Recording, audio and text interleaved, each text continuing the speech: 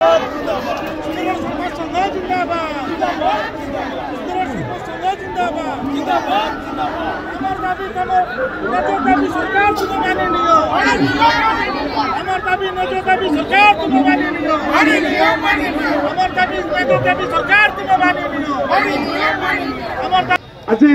जो भली गोटे सरपंच डायरेक्ट जनसाधारण द्वारा निर्वाचित होकर आसुंच किंतु 10-12 जन जो वार्ड मेंबर द्वारा शिकार हो जहाँकि अनास्था प्रस्ताव आनी से सरपंच को रिजेक्ट कर अनास्था प्रस्ताव दे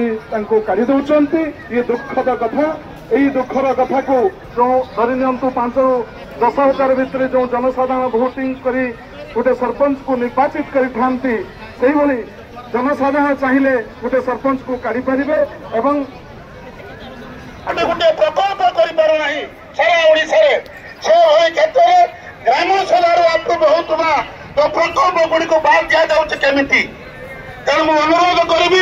ग्राम सभार जो प्रकल्प गुड़िक आसूची अग्राधिकार भित्तिर से गुड़िक हवा दरकार आमर किसी भी से सरकार पूर्वतन सरकार आम दाबी पूरण करते मोर आशा और विश्वास जेहेतु वर्तमान सरकार वर्तमान महान मुख्यमंत्री माननीय मुख्यमंत्री मोहन माझी महाशय से गोटे दिन सरपंच प्रस्तावित होते सी सरपंच सब किसी जानी सरपंच केते स्ट्रगल कर